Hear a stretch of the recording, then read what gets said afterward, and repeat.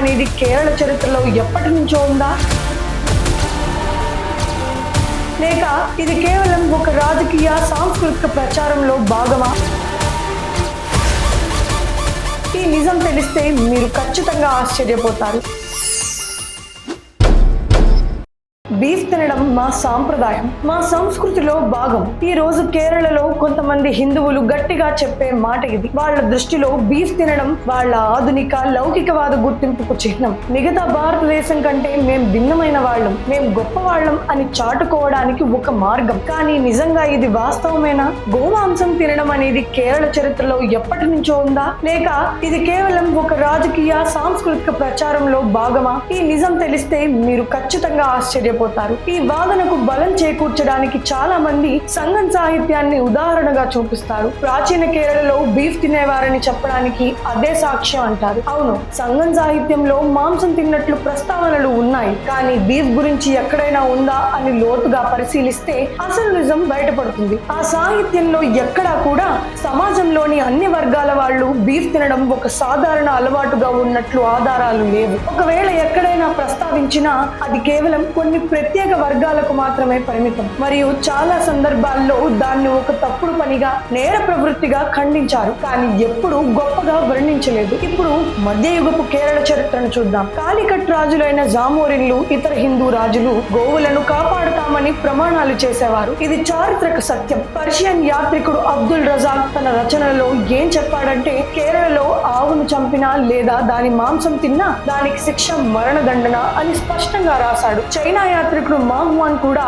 అదే విషయాన్ని ధృవీకరించారు. హిందువులు కానీ ఇతర వర్గాల వారు ఎవరైనా కేరళలో స్థిరపడాలనుకుంటే వాళ్ళు బీఫ్ తినడం పూర్తిగా మానేయాలి అని రాసుకున్నాడు. పోర్చుగీస్ అధికారి డ్యూయర్టే బార్బోసా కేరళలో గోవధకు విధించే భయంకరమైన శిక్షల గురించి గ్రంథస్థం చేశాడు. చివరికి కేరళకు వచ్చిన మొదటి యూరోపియన్ వాస్కోడి గామాను కూడా అక్కడి రాజు ఆవులకు ఎలాంటి హాని తలపెట్టవద్దు అని గట్టిగా హెచ్చరించాడు. ఇవన్నీ వింటుంటే కేరళ సమాజం బీఫ్ తినే సంస్కృతి చుట్టూ నిర్మించబడిందని మీకు అనిపిస్తుందా? ఇతర మాంసాలు తిన్నా గోవు పట్ల గౌరవం, పూజ్య భావం కేరళ సమాజంలో వేల సంవత్సరాలుగా బలంగా పాతుకుపోయింది. మరి ఈ మార్పు ఎప్పుడు వచ్చింది, ఎలా వచ్చింది? ఈ మార్పుకు ప్రధానంగా 3 చారిత్రక ఘట్టాలు కారణం. మొదటిది మతపరమైన దాడులు. 18వ శతాబ్దం చివర్లో టిప్పు సుల్తాన్ మలబార్ పై దండెత్తినప్పుడు వేలాది మంది హిందువులను బలవంతంగా ఇస్లాంలోకి మార్చాడు. వాళ్ళ మత విశ్వాసాలను, సాంస్కృతిక మూలాలను నాశనం చేయడానికి వాళ్ళ చేత బలవంతంగా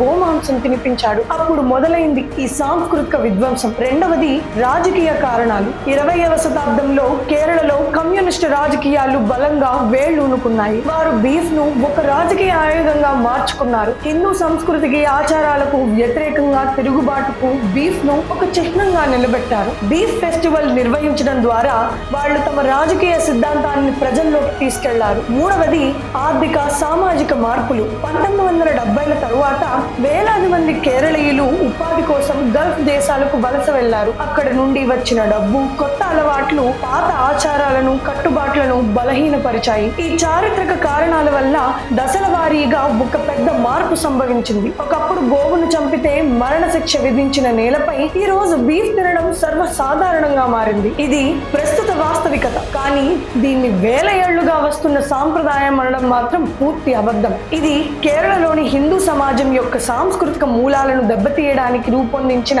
ఒక రాజకీయ సాంస్కృతిక కుట్ర ఫలితం. ఈ చారిత్రక నిజాలపై మీ అభిప్రాయం ఏంటి? బీఫ్ తినడం అనేది ఆహారపు అలవాట, లేక ఒక రాజకీయ చిహ్నమా? కింద కామెంట్స్ లో చెప్పండి. ఈ నిజం అందరికీ తెలియాలంటే ఈ వీడియోను తప్పకుండా షేర్ చేయండి. జై హింద్.